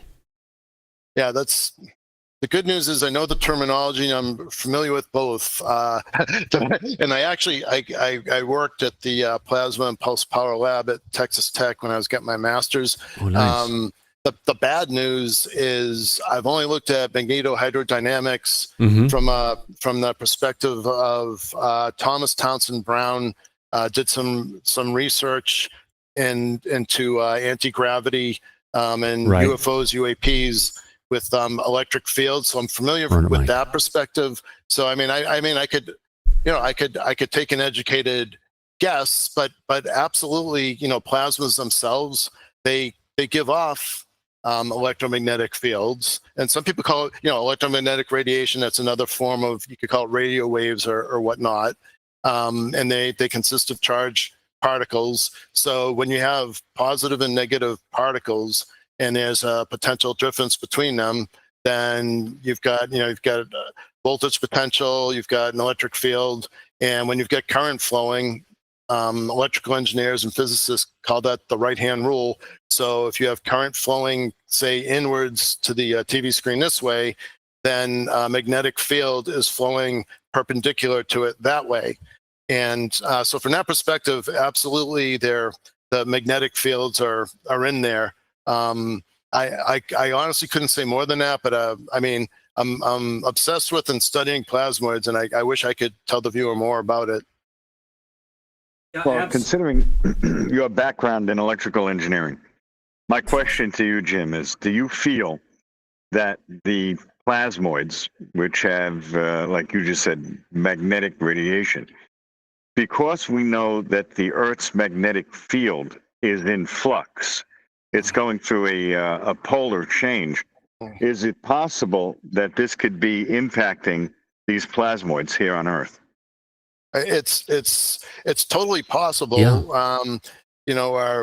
I hate to do it, but Gene's, he's our Gene. He belongs to us, MUFON Mass, and not Connecticut Gene, even though you joined them too. And I have to say that he did an interesting study, which made me think about it. And his study, because he's a research member, so actually we do consult them. Focused on there's different, call it geomagnetic locations or geomagnetic profiles, across the planet, and depending on those and depending on different things, in general, it's known, you guys, that these craft or orbs are sighted often near water and so forth. So now that I think about it on a spot, Mike, they've got to be completely related, so you get different activity on the planet and so forth. And so, but the electromagnetic fields are there. Yeah. You got sunspots, and so you got all sorts of radiation and ionization going on from the sun to the planet. I would have to say, it's only an educated guess, but I would have to say that plasmoids, under the right conditions, are impacted by nature just as much as human beings are. Exactly, because if you look at that particular situation, sorry to jump in here, humans are affected when we have solar storms, cosmic rays coming down to the planet. It affects our heart, which is part of our energy system. It affects our brains, our consciousness, and it all ties it back to the way it affects us, the way it potentially affects plasma. Plasma could just be another form of life that we don't yet understand, but it is another form of consciousness potentially. Oh, totally. There's a topic, Tom, called psychology of consciousness. Yeah. And in that topic or in that research field, usually you'll have a doctor of psychology, PhD, talk about it. There's something known as a homunculus. I'm not sure if you're familiar with that term, No. but it means all your senses. So like, your sight, your smell, your taste, your touch, and your thoughts are all a bundle of sensations and consciousness that extends beyond your brain, which touches on some of the well-known experts. I don't want to misquote, so I won't say who, but there are well-known experts that talk about models of the brain, or say they've hypothesized that the brain itself, thought energy, extends beyond the body. That is a proven fact. If you guys are familiar with different types of meditation, you can feel energy flow through your body. Oh yeah, I'm there with you. Yep, and the chakras and so forth. And so yeah, plasmoids could like a Star Trek episode. There was one about some sort of plasma life in outer space. So I would buy that. Yeah. If we can, we have a couple people in the back with their hands up. First, Alice, and then Jean. Alice, go ahead. Hi, James. Thomas mentioned earlier about going underground. And from what I remember from Thomas, there are certain American Indian legends. And the Hopi prophecies. talked about the ant people going ahead and bringing them underground to survive a cataclysm. Yeah, I'm wondering, James, does MUFON ever try to correlate UFO with those prophecies or legends? That's interesting. As far as the legends, I cannot say a specific example just because there's so many of them, but things like that are covered in the MUFON journal, and once in a while they'll have a feature article talking about, let's say, I don't know if we call them legendary or famous cases. And another thing that I can add to that, Alice, is MUFON has all sorts of different teams. There's the STAR team, there's the Experience Resource team. There's also there's a whole entire materials analysis lab, and so this is all related to corporate MUFON. And there is also there are a team of divers, although I can't say how many, but there are volunteers for MUFON that will go on a dive depending on what it is they're trying to locate. It's I'm sure it's happened, and I wish I could cite specific examples, but those things are definitely studied and published in the MUFON journal. There must be cases where they've gone underground to explore, but and I think there was one Mayan thing, not necessarily underground, but a civilization.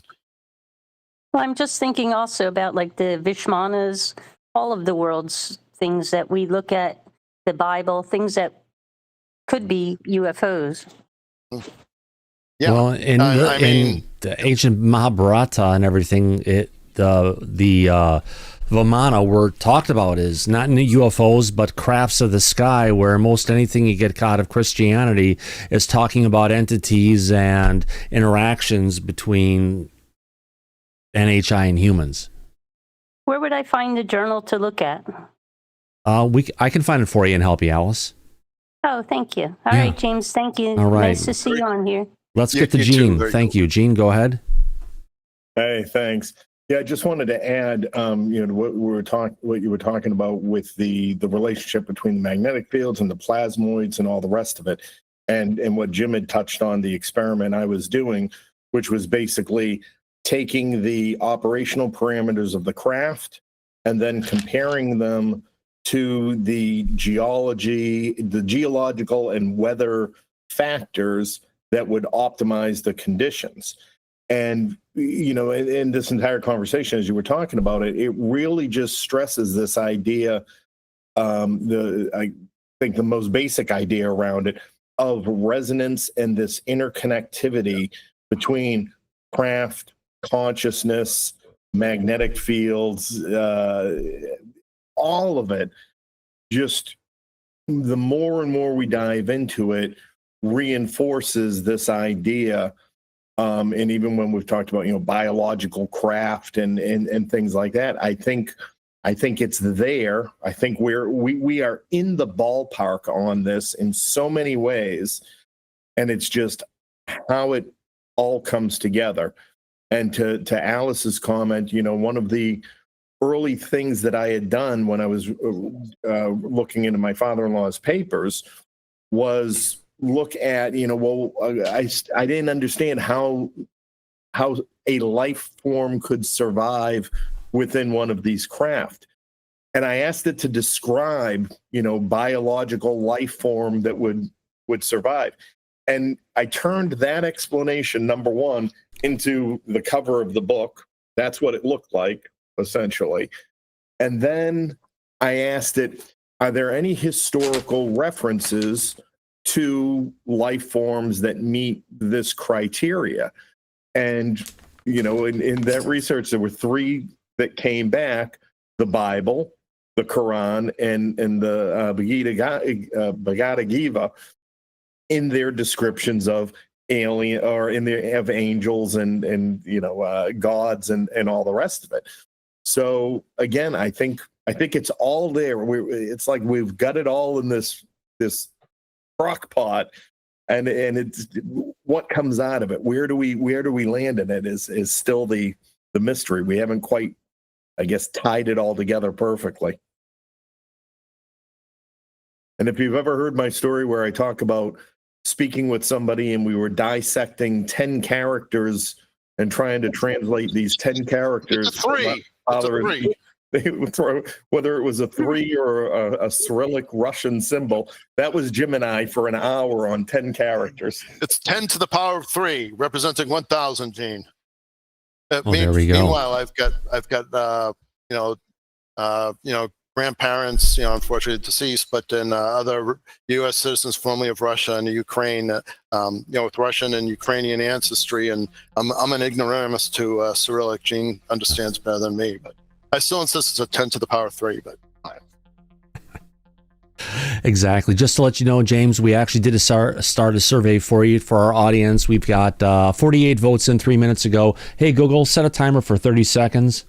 We're going to let this go for another 30 seconds to see what our audience says. But right now, the survey question is: plasma is a form of consciousness. Out of 49 votes so far, our 73% of our audience is saying yes. 27% are saying no. So a lot of people are agreeing with the concept that some of these plasma entities we're seeing, it's not just a weather phenomenon, or a magnetic field phenomena going on because of what's happening in the earth, etc. But there's something to this that's kind of intelligent. dude, are you cool if I interject an epiphany? Go ahead. Yeah, I gotta fix this noise. Cool. Go ahead. That's cool. Everybody knows about AI, artificial intelligence, and is general artificial intelligence, and then there's instantiated artificial intelligence, and so forth. If you think about it, AI, although it's very sophisticated, it's just a fancy schmancy computer program, yet you can do some really powerful things, or you could trick yourself into thinking that it's a person having a conversation with you.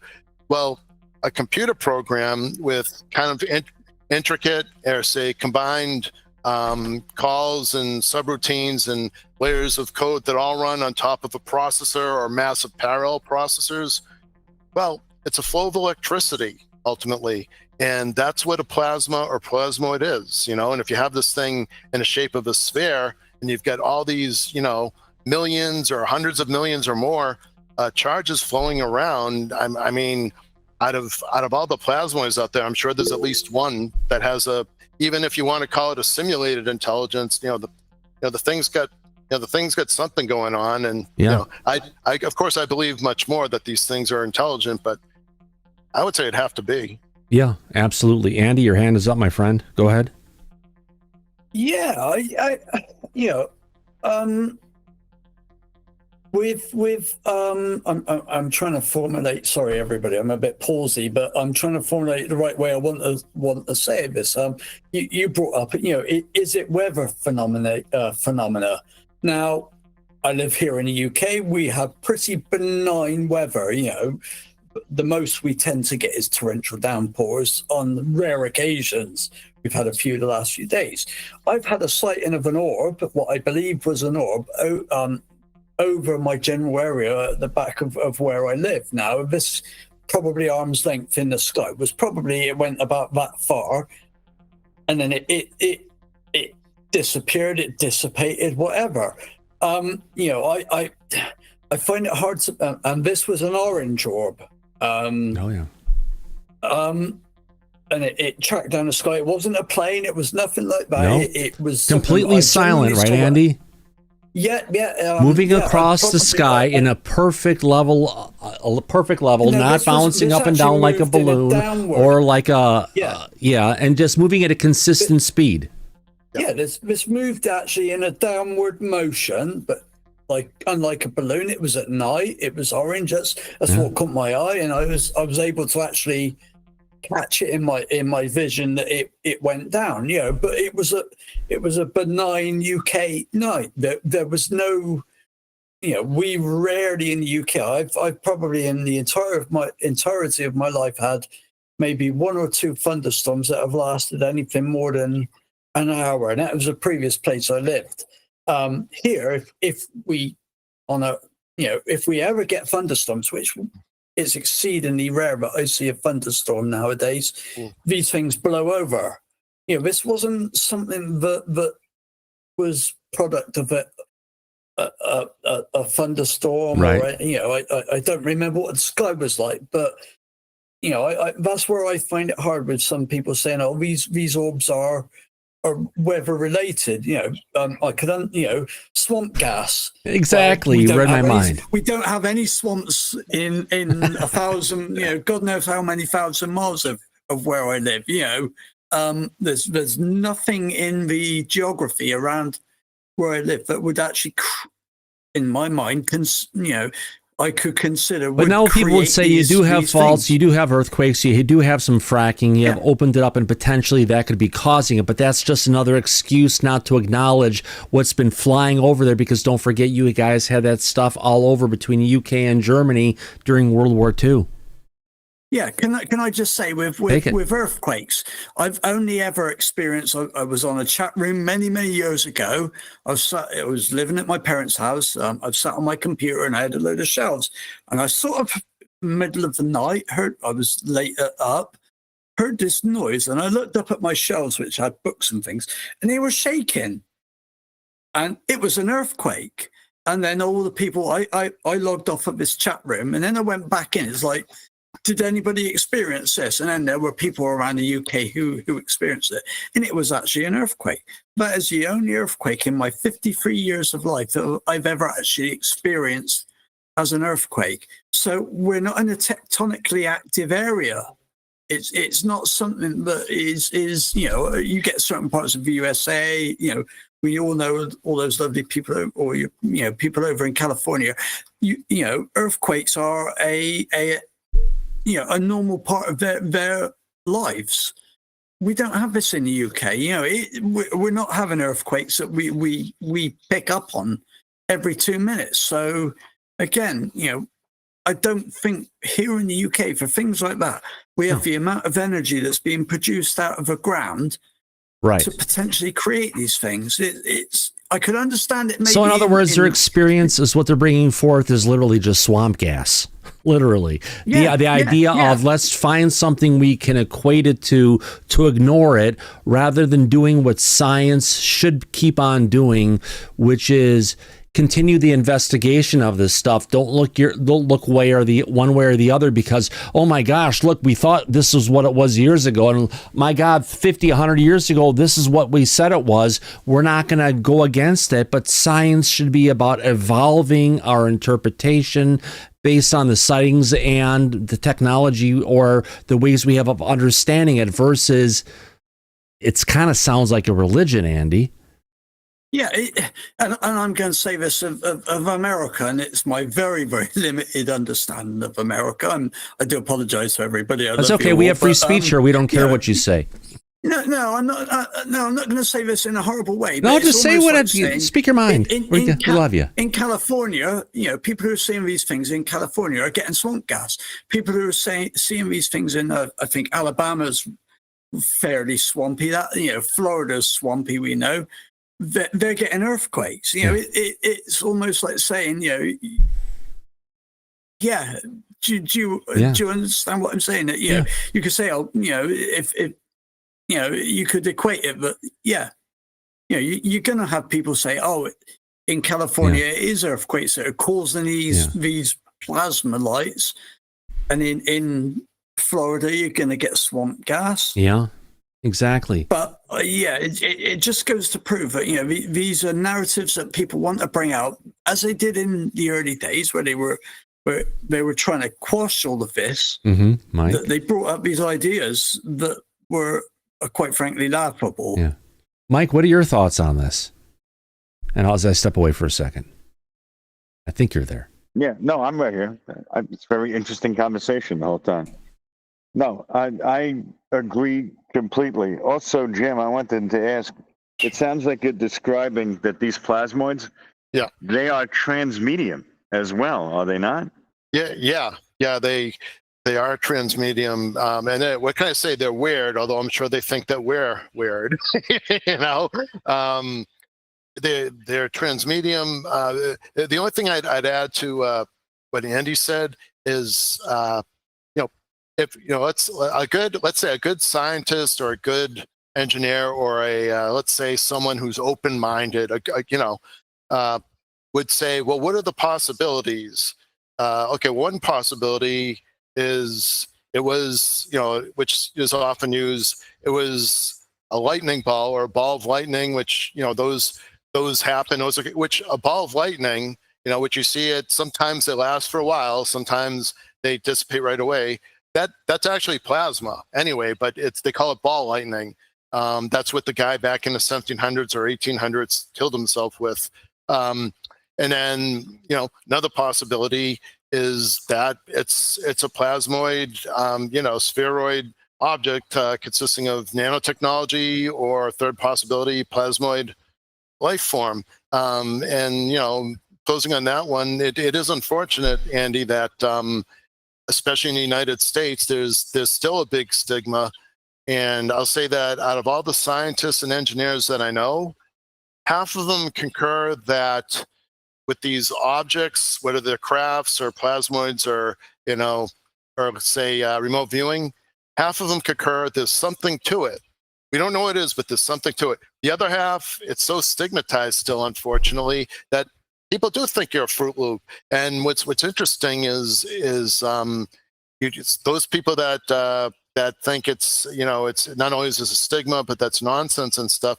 It's amazing how people just don't want to, they're so narrow-minded, they don't want to just open their mind to possibilities. And great, so you disprove stuff or you learn something new, it's all good. I fail to understand why people, just are so convinced. So set in their ways and everything. And the way to look at it is, James, sometimes you run into people who are in the cereal aisle between the Fruit Loops and Lucky Charms. And other times you'll find people in the bulk foods between the dried fruits and nuts. So it's just something we have to look at and understand. There's a full range of it coming, but all of this stuff does not belong in these places in the grocery store. Yeah, yep, concur, yep. Absolutely. So another quick question I have for you, Jim. With your engineering background, do you believe that these plasmoids, that in the 20th century, when Nikola Tesla was looking to transmit electricity through the air without any type of wires, do you feel that was a form of plasma that he was working on and developing at that time? Okay, so that very, very good question, Mike. So the answer is, well, that guy did so many experiments. I can't keep track of them all. I do believe some of his experiments were on generating or utilizing plasma, but what he did, and it's a shame that his investors blocked it, because they would have made a killing. I mean, forget about oil and gas or whatever it is that they canceled his investment because he wasn't following the rules. But nonetheless, what he was doing by transmitting electricity through the air in the form of electromagnetic waves or electromagnetic radiation, which is a fancy term for radio waves or whatnot, at a certain frequency. Sometimes you see lightning. Other times you've got like high energy radio waves propagating through the air between stations. That energy creates plasma a lot of the time, because what it does is the amount of energy or the transfer of electricity, Mike, ionizes the air molecules. In other words, you've got oxygen and I don't know what else is in the air. Bingo, you bring up a good point. Because what you see for the plasmas is not necessarily the plasma itself, but the ionization of the atmosphere that's around the plasmas. And based on the type of plasma, you'll get different colors because it's exciting different parts of our atmosphere. Right, Jim? Yeah, totally, completely. Like you guys were talking a little bit about Borealis, and that's a common example of plasma. And then depending on what nebula you see through a telescope or something, they've got gases, and because of the colors, those are different plasmas. And something I learned, which I didn't quite believe, but actually it's true. Did you guys know that when you have a campfire, or when you light a piece of paper on fire, or when you light a cigarette, the flame, they say the flame is a plasma. I'm not sure about the flame itself, but it's burning air around us, so it's creating a plasma even for a brief time. That's why sometimes you see different colors. Like even on the stove, when you're cooking with gas, different colors I noticed of the flame. So you're saying that's a form of plasma, right? Yeah. Now, because it's electromagnetic, does that mean that these plasmoids, or plasma in its natural state, does it operate at a specific frequency or different frequencies, being part of the electromagnetic spectrum? Boy, I get no answer for that, unfortunately. But I would have to measure it. You know who can answer that quite well? I think who I'm that the Tedesco brothers would know, and they'll probably smack me upside the head with one of their books, because I have their book and I didn't even get past like the 10th page or something. But they've analyzed so much of that, everything from the frequency spectrum of what they've observed to radio waves and things on sonar and so forth. I bet you they could answer that one right off the bat. I'd have to think about that one. Yeah, it's interesting because now we go down a completely different rabbit hole altogether as far as physics. We get into the multi-dimensional, multi-world theory, and that all has to do with the only thing that separates our existence from different or higher existences has to do with the frequency that we're operating at. So that's why I asked, because it gets into much other types of physics and interesting things. I 100% agree with that. I can't say conclusively, but I do believe, Mike, that there are other entities operating at different frequencies than us, and it actually what.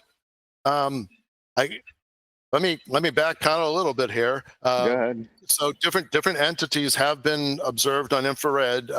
So John and Jerry have observed plasmoids that transformed from infrared into visible, as they'll tell you. And so so light waves are a form of electromagnetic energy, and therefore you're right. They operate on different frequencies. You threw me for a little spinner for a while, but then you've got blue, green, white, orange plasmoids, whatever, and those colors are different frequencies, or if they're in infrared. And an interesting story that they could tell you is they were observing plasmoids in the infrared, and they did not want to be seen. We had that was an interesting interview on mass hysteria, and they said that one of them transformed into a chevron shape and went into visible, from infrared into visible red, and did some sort of threat assessment and temporarily paralyzed them from the waist down just to see what it was they were trying to do. Are you kidding me? Holy honest shit. to God, honest to God. And yeah, so I saw that on one of their interviews, and I asked them the same thing during our MUFON Mass May conference, and my concern was, guys, are you okay? Because you mentioned that one of you were concerned about, biological effects, and they said, yeah, they're doing okay, but temporarily. And these guys they're very scientific about their approach, and they're accurate. And I believe it was on Fire Island, Mike. I have no reason to doubt them. And it's, but temporarily, which is very interesting because, there are reports that are filed with MUFON about people that, they recall memories of not being able to move or whatever. Yeah. When they come on the show, I can't wait to ask them about this. I'm very interested to know if there were any medical side effects. And in fact, scientifically, how is it that they were biologically paralyzed? And more so, specifically from the waist down. Was it some form of blocking of electrical signals from the spinal column? I mean, it's more of just dealing with the consciousness in the body that's there, Mike. It's something that, go ahead, James, but. Either way, I was going to say, but you're right. Actually, I don't know, because when I go to my doctor, I say, can you fix this? I'm the engineer. Here's the problem. You got to fix it. So you're right, Tom. It could be anything. It could be the consciousness or an electrical signal. But whatever it is, they're far it more interrupts it, and you can't move. You're paralyzed. But from what I remember, excruciating pain breaks you out of that paralyzation and inability to talk or react. Wow. Yeah. All I could say is I'm glad I haven't never experienced that. Oh yeah. Yeah. I've had people say, "Oh my God, I want to be abducted." Are you serious? Yeah. Do you want to go under worse treatment than Anthony Fauci would give to you? And you don't know if or when ever you're going to come back? No, it's nothing anybody should ever want. It's not a freaking field trip. It is, but. Yeah. I mean, that's a thing too, because as a human being, I would want closure, and, in the different reports that I've had, most of the time people report it because they want to understand, and as a human being, we want closure, or at least the ability to understand, what the heck is going on.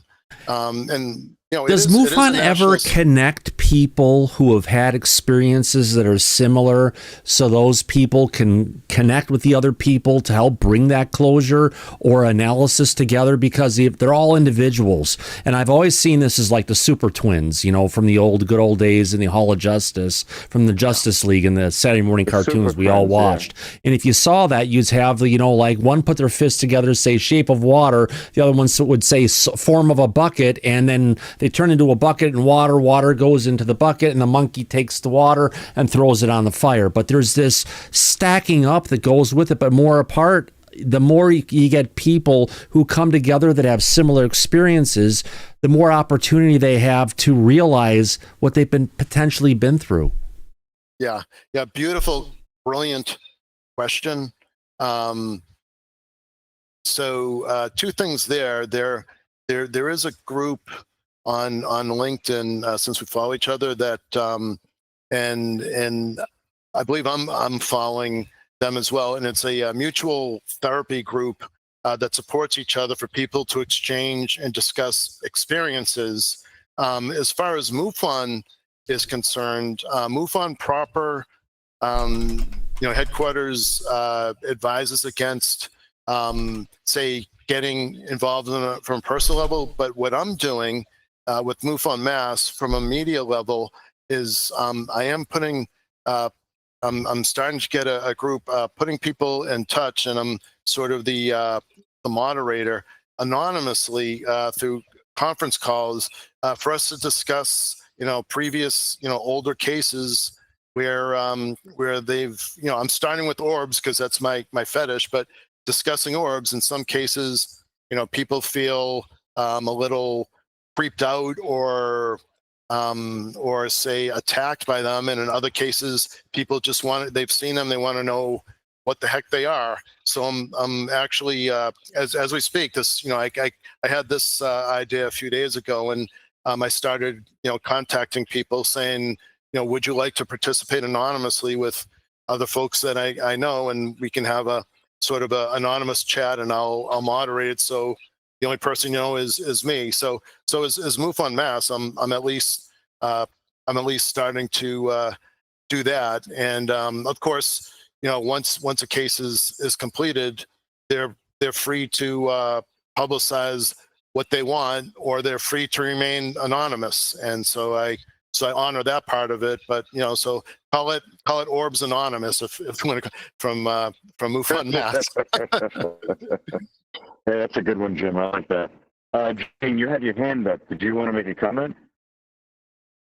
No, I'm good. But Corporal Loeb's got his up. Yeah, he has his hand up. He's been very patient. Go ahead, Corporal Loeb.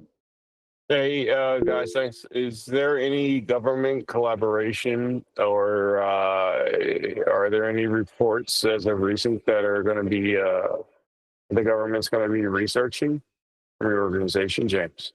I can, for my, as a field investigator, let's just say I have connections to local authorities and to the FBI, but I was cautioned by the Mass MUFON State Director to be careful, not so much who you're dealing with, but make sure that I have as much information as possible.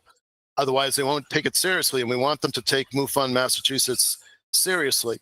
From a individual contact level, on my MUFON Mass show, Mass Hysteria, I've made contacts and friends with present and former government officials, and they've been looking into these things with orbs and experiencers, and they take it seriously, and they people, for example, I won't get into it too much, but the Tedesco brothers, you may be familiar, Mike and Tom, that they've worked cases for and with the FBI.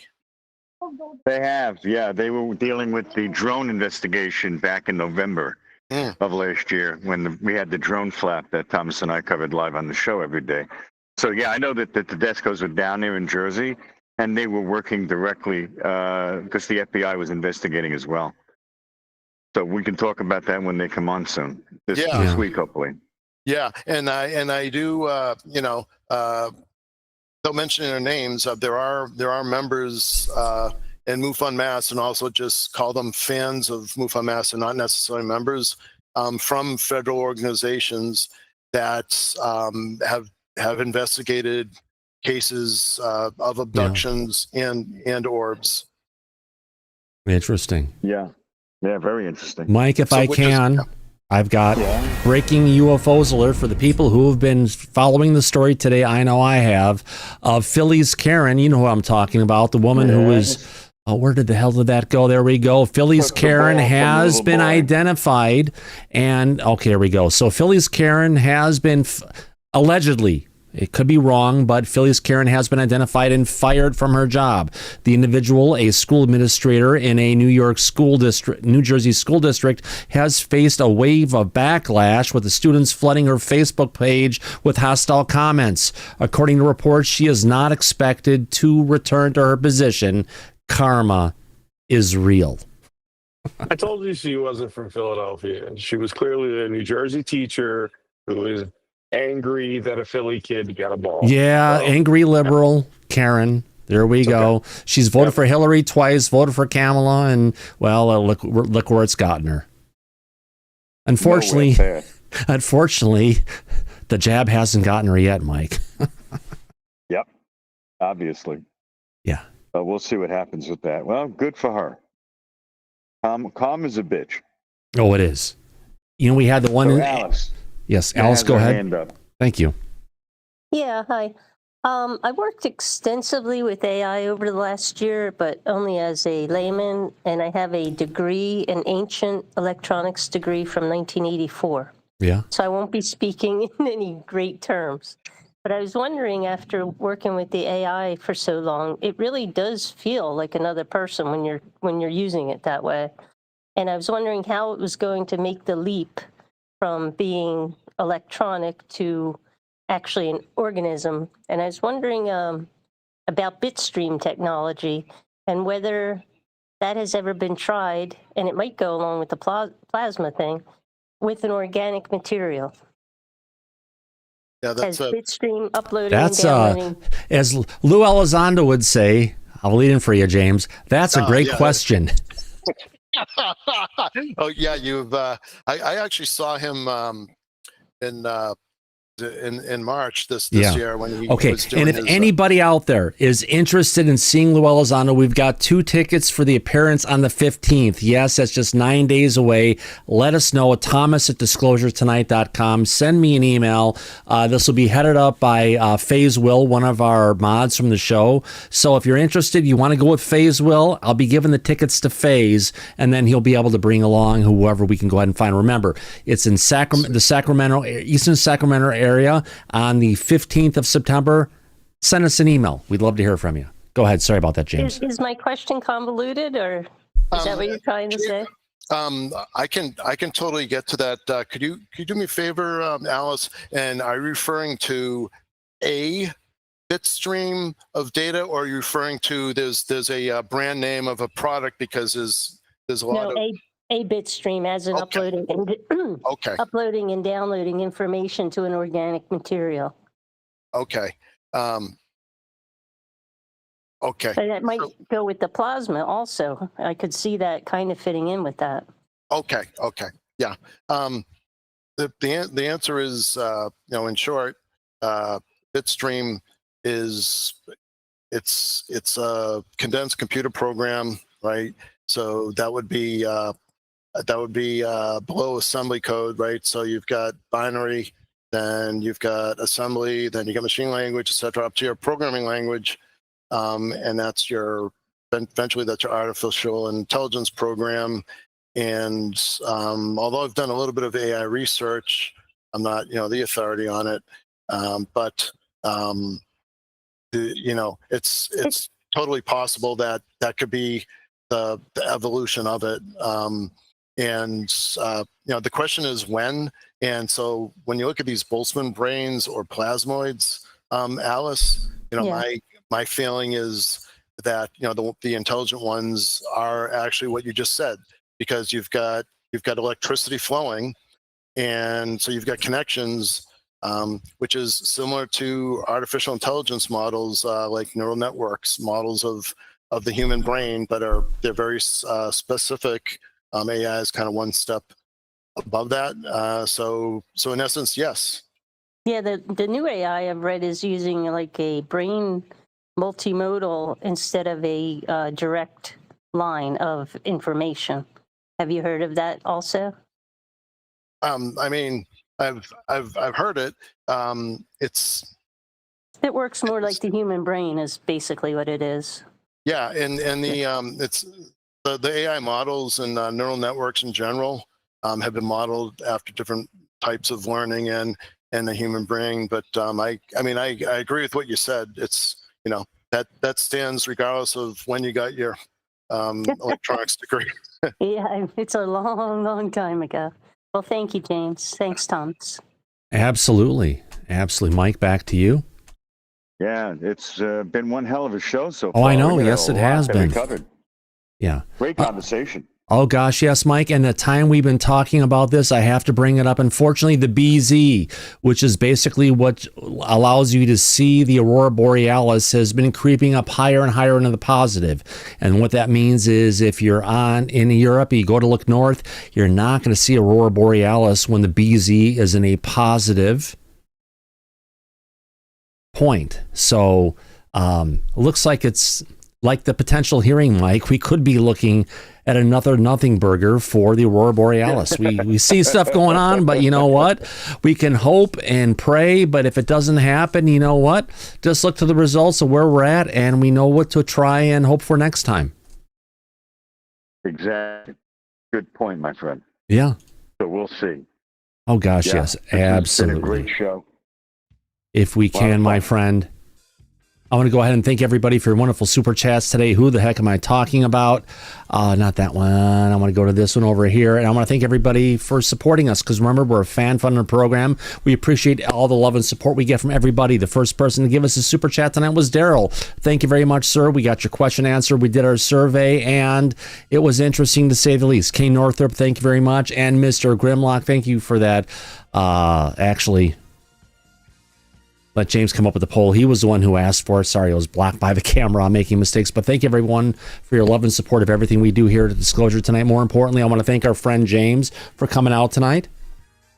Yeah, much appreciated. I really enjoyed it. Thanks so And much. how can our audience find you and more about you? Are you on a website or anywhere, or do you have a social media profile that you put on Twitter?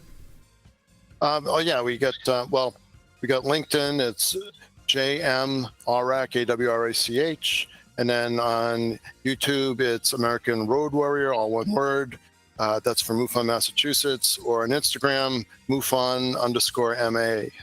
We'll have to get you on X. We got to work on that. Okay, all right, I will. Watch out for the trolls, but it's worth the attention, I tell you, because that's where a lot of the community's at. Thank you for coming out today, Mike. I appreciate you being here, my friend, and everyone in the back for the great questions. Oh, I wouldn't have missed it for anything. It was one hell of a show tonight. Oh, yeah. Absolutely, my friend. And as we usually say at the end of every episode of Disclosure tonight, let me get back into the studio on this one. Here we go. As we usually say at the end, eyes open, my friend. No fear. Be safe, everybody. But go back to Party City where you belong. Absolutely. We'll catch you on the flip side. See you Monday, everybody. Y'all come back now here. Take care. Bye-bye.